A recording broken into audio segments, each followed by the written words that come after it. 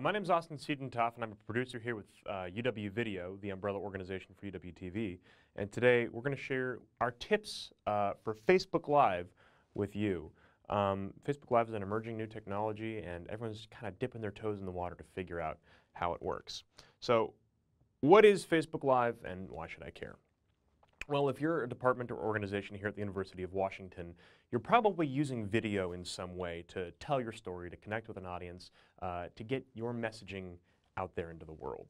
Facebook Live is exactly the same as any of these platforms like YouTube, Vimeo, Amazon Fire, Roku, with the distinction that it is in fact live. And if you're going to be using Facebook Live, you need to be thinking about the way that you want to incorporate a live audience, whether that's with their ability to provide feedback, ask live questions, or be in the moment with you while you're live. But if you're not using the live capabilities of Facebook Live, you're not really using it to its full capability, and you should be probably on YouTube or some other video hosting platform. So the first thing you need to do if you want to make a Facebook Live presentation is pick a topic. And the limit here really at this point is your imagination. You could share knowledge about research that you're conducting. You could schedule an interview with a colleague or an expert on something. We just saw a really good webcast from UW News where they interviewed an astronomer about the eclipse that's happening on Monday. A live demonstration of some sort of technology that you're doing, a presentation like I'm doing with you here, or a live event like a memorial or a press conference or a performance, anything where by seeing it live the audience might feel more connected to the event and to your organization. So topic could be really anything, but it's going to sort of influence the way you stage your setup.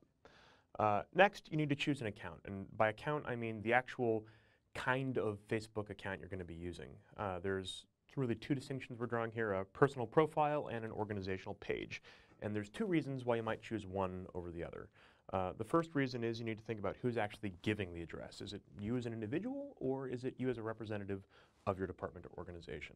Also keeping in mind whether or not you're trying to share it with your friends or with the people who've liked your organizational page might help you think about targeting your audience.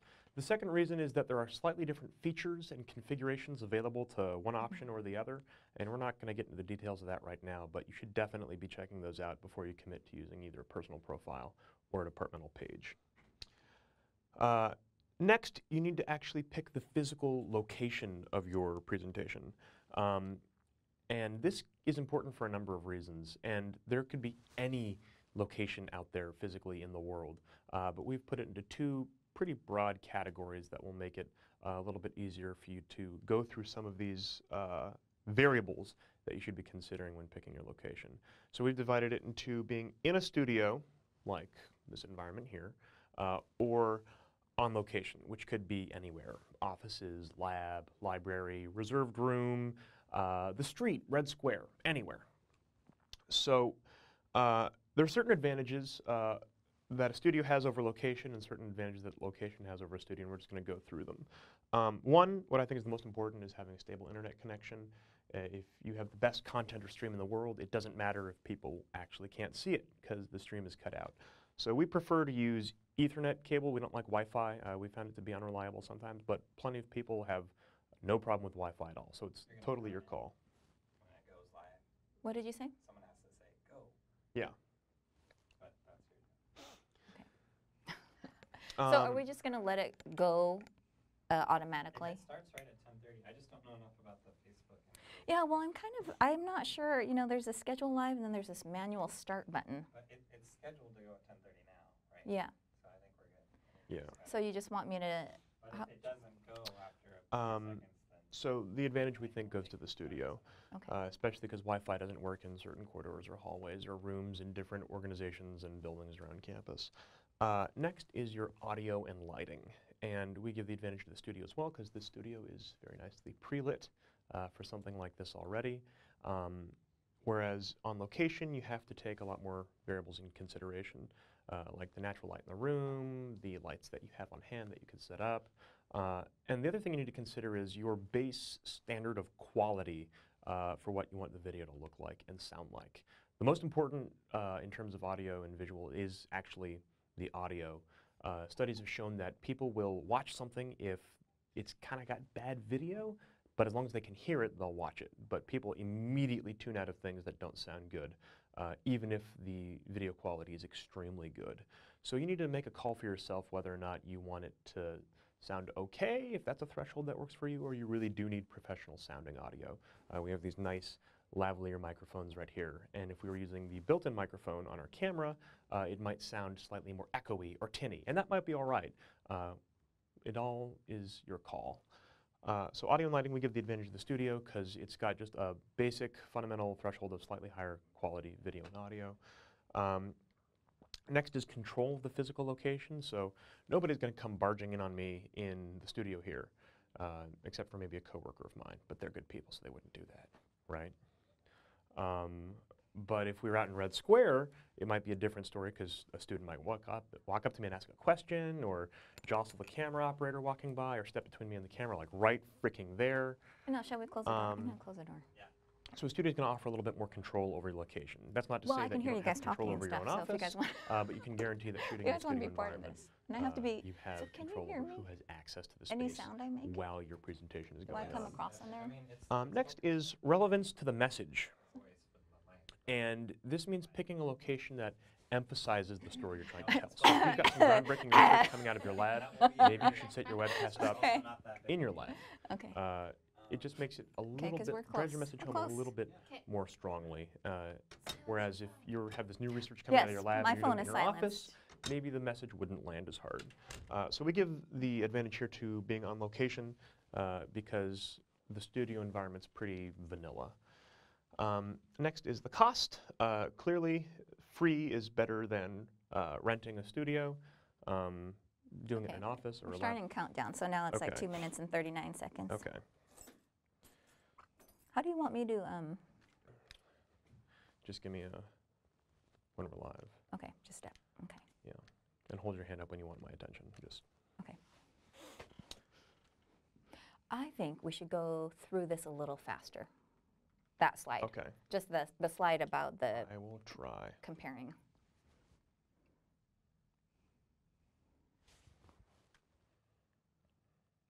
Then what about the end? How do you want me to end? I think I might have the stop button.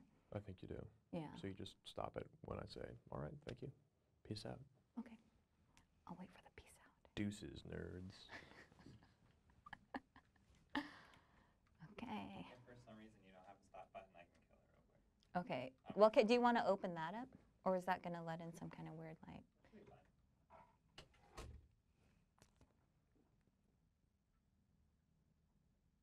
I'll go like this.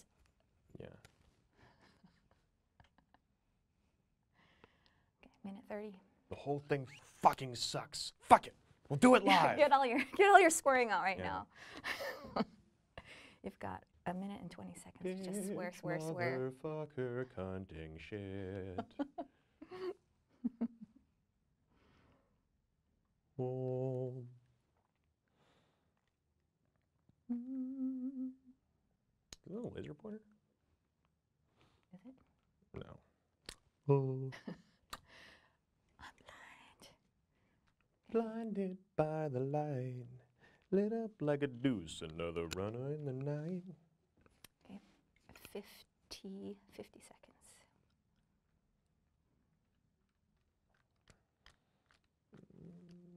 So yeah, I would say we're gonna, if there's any questions that I feel like we've kind of that you could easily like, I'll throw that out to you, but otherwise you could say, we'll answer them after the, Yeah, we'll or respond in the it might be the feed. case that I very well don't know the answer to that. It's an emerging platform and Yeah. figure it out for yourself. Good question, though. And remember to give me their names. I'm just gonna give first names, okay.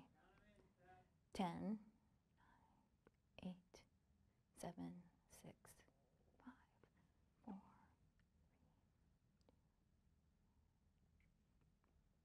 Hello, my name is Austin Siedentoff, and I'm a producer with UW Video, which is the umbrella organization for UW TV. And today we are going over our tips for Facebook Live, which is an exciting new platform that everyone seems to be dipping their toes into. So we're going to tell you some of the things that we think work and have worked for us in the past in regard to webcasts and live streaming. So without further ado, What is it and why should I care? Well, Facebook Live is pretty much like any other video hosting platform with one distinct difference. It's live. So unlike YouTube or Vimeo or Roku or Amazon Fire, you can have live and immediate interaction with your audience. So people can submit questions, they can give comments. You see the little like bubbles floating across the screen. Facebook Live is ripe with opportunity to better interact and engage with your audience. So it's just another platform for you to tell your story your way. So the key in Facebook Live is making sure that you do actually have a reason for doing it live. If you're not engaging with your audience and you're not taking advantage of what's the live capability means, then you're not really using to its full capability. So to that end, we have a question and answer session. So if you have any questions, if you happen to be tuning in, please leave your question in the comments section over on the left-hand side. I guess that would be your right, but my left. And I'll answer it at the end of this presentation, which should be in about 15 minutes or so. So how do we do a Facebook Live event or presentation? First thing you need to do is choose a topic. And the limitation here is really just the limitations of your imagination. You could do sharing knowledge about research that you've been doing or current events or a testimonial. You could interview a colleague or an expert on something. We saw a really good Facebook Live presentation yesterday from University of Washington News with an astronomist about the eclipse happening on Monday. That was really fun to watch. A live demonstration of some new technology or prototype that you're developing, or a live event like a press conference or a performance or something ceremonial, where by being live and with your audience interacting with this live, they feel closer to your department and closer to the ceremony that's going on than if they were just watching it as a recording after the fact. So any of these could be things you could do live, and there's a few reasons why you might want to do any of these things live. Next, you need to choose an account, and by account I mean a specific kind of Facebook account, and we're calling it either a personal profile or an organizational page. And there are two reasons why you might want to choose one or the other. The first reason being you should be putting some thought into who is actually giving the presentation. Am I, as an individual, giving this presentation, or am I, as a representative of UW Video, giving this presentation? That's why this is on UW TV's page as opposed to my personal profile. It also helps you reach your target audience better, because my friends on Facebook aren't necessarily the kinds of people that would be interested in this kind of content. So definitely we wanted to go with the organizational page. The second reason for why you might want to use one page or another is because there are certain different features and settings between a page and a profile, and we're not going to go into the details of what those are right now, but you should definitely check them out before you consider setting up a Facebook Live event or presentation. So we went with the organizational page. Made sense to us. Next. Did I go too far? I did. No, I didn't. Oh yes, okay. We need to choose a physical location for our presentation, and we sort of took broad strokes and chose two locations that we feel more or less fit everything. One being a studio environment, like I'm in here with audio and pre-lighting, and the other would be on location, which could be really anywhere. Your office, a laboratory, on a factory floor, out in the street, in public, Red Square. On location could be anywhere that's not a controlled studio environment. And there are certain variables you should be considering in whether or not you want to use a studio environment or an on-location environment. We're going to run through those variables really quickly. The first being Ethernet connection or internet connection. You could have the best content in the world, but if your internet cuts out partway through, then nobody's going to see it and your content becomes useless. So we prefer having a wired Ethernet connection. We've had Wi-Fi be a little bit spotty in the past for us sometimes, but plenty of people have had no problems with Wi-Fi whatsoever. We just find Ethernet to be a little bit more reliable. And we give the advantage to the studio because clearly we just have Ethernet built into this room. Audio and lighting is another consideration to make. And when I say audio and lighting, I mean you should be thinking about a certain standard of quality that you want your Facebook Live presentation to have. Can you see the person talking to you? Can you hear them clearly? And we give the advantage to the studio here because it's pre-lit. All the hardware is here. I've got this nice little lavalier microphone right here, so I sound crisp. You can imagine it might sound a little bit more echoey or tinny if we were using it on the built-in microphone in the camera. So we give the advantage to the studio environment, whereas on location there might be a few more variables, different kinds of lighting. Maybe you don't have the equipment you need and it sounds a little bit less crisp. Next is control over your location, physical control over who has access to your presentation as it's happening. You can imagine doing a presentation in live Red Square. Someone might bump into your camera or step between you and your camera. There could be anything that goes wrong out in a public environment, or even just a siren passing down the road, if you're doing it in an office building, might be intensely audible on your stream. So we again give the advantage to being in a studio for control over your environment. But then comes relevance to your message. If you've developed some amazing new research in your laboratory, you might want to consider doing your Facebook live stream in your laboratory, because it just brings people that much closer to feeling they're a part of your message and your content. Whereas a studio environment, it's kind of vanilla. So if you can do it where the action is, do it where the action is. Next is cost. Clearly, renting a studio is more expensive than free. That's a bit of a no-brainer. Imagine there's little asterisks here that we're going to get to. And finally, convenience. Clearly, doing something in your own office is a lot more convenient than scheduling a studio, getting people down to the studio, and organizing around it. But I'm also going to add another little asterisk next to convenience. Reason being is it all depends on your audio video setup on location.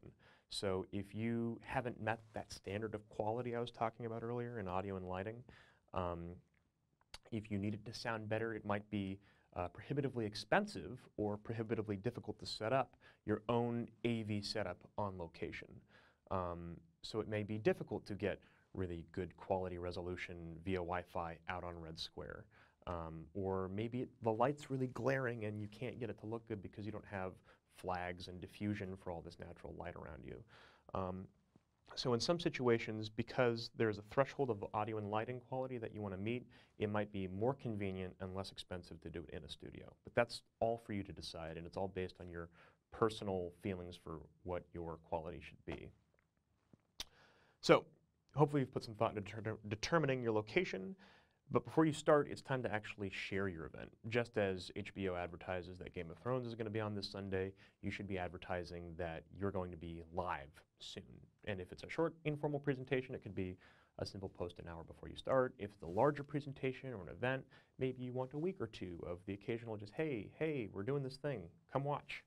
So set up your event in Facebook and share it in advance. Make sure you post on your website, any newsletters that you send out, any social media accounts that you have. And also remember to share the link after your event has happened, so people who may have wanted to watch your event live but weren't able to can still go back and watch the content later. Next, before you should begin, we think that you should do a little bit of preparation or homework. These aren't required by any means, but we find them to be very useful. So first, we say make goals for your presentation. These could be qualitative goals, like feeling you're entertaining or engaging, or believing that you've thoroughly gone through a topic, or they could be quantitative, like attracting a certain number of views, a certain number of shares, spending a certain amount of time on a particular topic. By setting qualitative and quantitative goals for yourself, you're going to give yourself an opportunity to assess how your Facebook Live event went and how you can do better next time. And we believe goals are just a really good tool for constantly thinking about the quality of the content that you're putting out there and how to make your content that much more engaging. Next is rehearsing with your setup. As every presenter knows, if you have a presentation, you should probably rehearse it before you give it. Same thing's true for your actual setup. Does it look as good as you want it to? Is the audio clear? Does your moderator need a microphone if you have a moderator for your question and answer session? Can they be heard if they're talking? Should I be paying attention to the way, if I have a guest that I'm inviting onto frame with me, is there enough room in frame for both of us?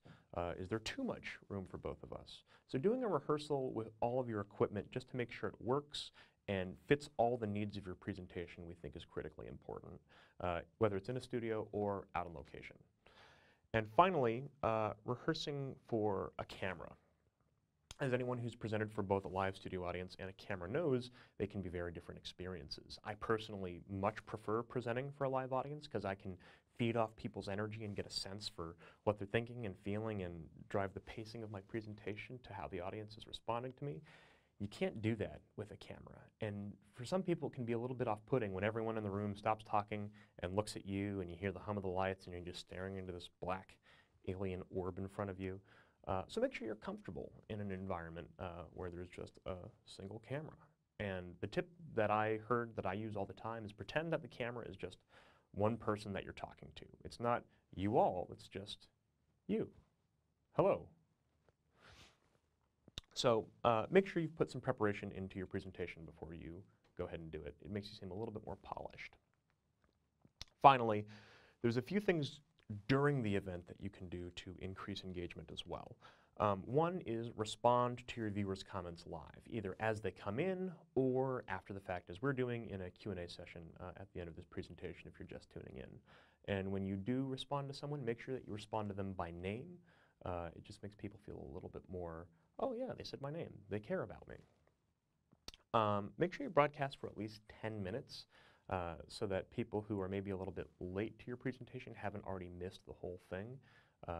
Make it long enough so that people can kind of surf around their Facebook feed and find your presentation rather than hearing about it after the fact or missing it if they're late. Remind people to like your page. I know it seems a little hokey to ask people to like, comment, and subscribe, but the truth of it is it's really, really easy to like a page, and conversely, it's really easy to forget to like a page. And if a simple reminder is the only difference between someone connecting with more of your content and not seeing it and not being more involved with your organization, a gentle reminder is a really easy thing to do with potentially really big dividends. And finally, you want to signal the end of your presentation with a clear wrap-up of the broadcast and a thank you. All right, that's the end of the presentation. See how awkward that is? Like, that's not what you want to do. You want to have a clear wrap-up. And I have something that I like to do for my presentations that I'd like to share with you, which is the third underlined bullet on this list here. One of my favorite theories about storytelling is that in every story you should tell them what you're going to tell them, and then tell them what you told them. And I think that a wrap-up of all the things that you talked about is really cool to do for a Facebook Live session. And I think it's particularly important for Facebook Live because someone who's tuned in partway through your presentation might hear in your wrap-up a topic that they care about. And they might go back and watch that part of your presentation that they missed, but they might not go back and watch it if they don't know it's there in the first place. So a quick wrap-up is a good way to end. So, final thoughts. Quick review. What did we do? We talked about what exactly Facebook Live is. It's an emerging new platform for sharing content live, and that's the key, it's live. A few things you should be considering when you're choosing a topic, when you're choosing a particular Facebook account to do your presentation with, and a physical location in which to do your presentation, and all the variables that could affect your decision making. How to share your event, why you should share your event, how to drive audience participation. A couple ways to prepare, not just your actual presentation itself, but to prepare specifically for Facebook Live setup, for an audio-visual setup, and how to talk to a camera instead of a live audience. How to increase engagement while your event is actually going on, and how to wrap up, at least a few different ways that you can wrap up. So, thank you very much for your time. My name is Austin Siedentoff. I'm a producer with UW Video, which is the umbrella organization under which UW-TV fits. And I believe we are going to go to our question and answer session now. But before you go, remember to like our page. Do we have anything, Stephanie? So we actually had one really great question in the beginning. Doug was asking if we would be doing real-time captioning on this. Okay, so real-time captioning is perfectly possible. It's the algorithmic software that would actually read what you're saying and spit text back out isn't quite perfect yet, so you do need a human operator doing that. We here at UW Video use a vendor to do that. So they tune in live and they provide live captioning. But I'm pretty sure Facebook Live can support live captioning. I know YouTube can. So that's it for the questions. Okay, if you have any other questions, if you're watching this after the fact, go ahead and leave a comment and we'll respond to you later on Facebook.